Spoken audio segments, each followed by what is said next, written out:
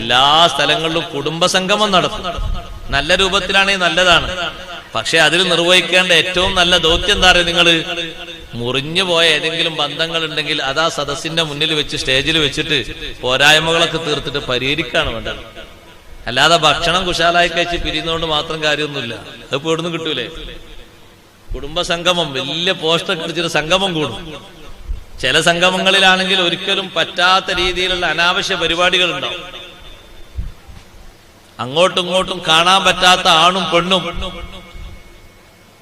അവരൊക്കെ ബന്ധം പുലർത്തിയിട്ട് അങ്ങോട്ടും ഇങ്ങോട്ടും കൂടി കളിക്കുന്ന, കൈകൊട്ടി പാടുന്ന, എന്തൊക്കെയോ കൂത്താടുന്നത് അത് സഹിക്കാൻ പറ്റാത്തതാണ്, അത് അനുവദിക്കാത്തതാണ്. അതേ സമയത്ത് കുടുംബസംഗമത്തിൽ കുടുംബത്തിന്റെ തായ്വേരുകളൊക്കെ പരിചയപ്പെടുത്തുന്നതോടൊപ്പം അന്വേഷിക്കണം ഏതെങ്കിലും ആൾക്കാർ തമ്മിൽ പിണങ്ങി നിൽക്കുന്നുണ്ടോ. ആ പിണങ്ങി നിൽക്കുന്ന MDMA എന്ന് പറയുന്ന ഒരു സാധനമുണ്ട്. പഞ്ചസാരയെക്കാളും ചെറിയ തരികളിൽ ആ സാധനം ഇന്ന് വ്യാപകമായി ലഭ്യമാകും. നല്ല വില കൊടുക്കണം. പക്ഷെ വില ഒരു പ്രശ്നമേ ഇല്ല.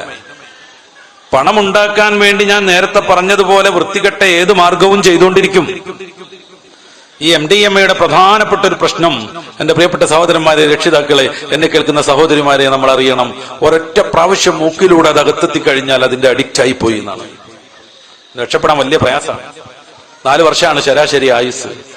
വല്ലാതെ പോയാൽ 7 വർഷം. അതോടുകൂടി ആള് മരിച്ചിട്ടുണ്ടാകും. അതിന്റെയൊക്കെ മുന്നേ ജീവിതത്തിൽ നിന്ന് പോയിട്ടുണ്ടാകും.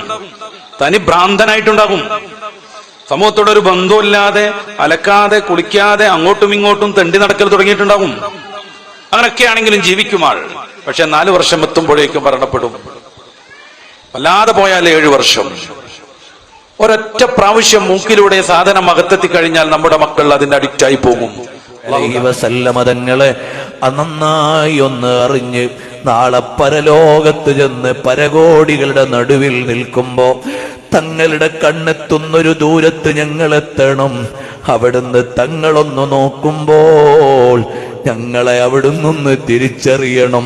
അവിടുത്തെ ഉമ്മത്തിലെ ഒരു പാവപ്പെട്ട അനുയായിയാള്, അവിടുത്തെ അനുയായികളിലെ ഒരു പാവപ്പെട്ട ആളാണ്.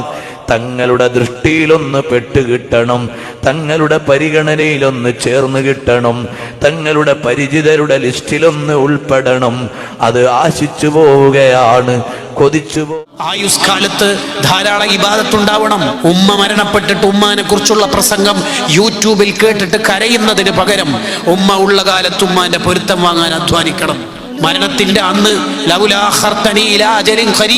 2 ദിവസം കൂടി കിട്ടിയിരുന്നെങ്കിൽ എന്ന് ടെൻഷനാവുന്നതിന്റെ പകരം ഉള്ള കാലത്ത് അല്ലാഹ് ഇബാദത്ത് ചെയ്ത് ജീവിക്കണം. പിന്നീട് നന്നാവാമെന്ന ചിന്ത ശരിയല്ല.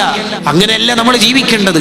ജീവിതത്തിൽ അത്ര കണ്ടൊന്നും ചിരിക്കാത്ത, നരകം പേടിച്ച് ജീവിച്ച അബ്ദുല്ലാഹ് ഇബ്നു മുബാറക് റളിയല്ലാഹു അൻഹു വഫാത്തിന്റെ സമയത്ത് ചിരിക്കുന്നുണ്ട്. ജാമിഉ കറാമത്തിൽ ഔലിയായിൽ കാണാം. ആ ചിരിക്കുന്ന കണ്ടപ്പോൾ ആൾക്കാർ ചോദിച്ചു, എന്താ ചിരിക്കണത്? സൂറത്തു സ്വാഫാത്തിൽ ആയത്തോതി ലിമിസ്ലി ഹാദാ ഫല്യഅമലിൽ ആമിലൂൻ. പണിയെടുക്കേണ്ട കാലത്ത് പണിയെടുത്താൽ, ചിരിക്കേണ്ട കാലത്ത് ചിരിക്കാം. അല്ലാഹ് നീ നമുക്ക് തൗഫീഖ് ചെയ്യണേ റഹ്മാനേ.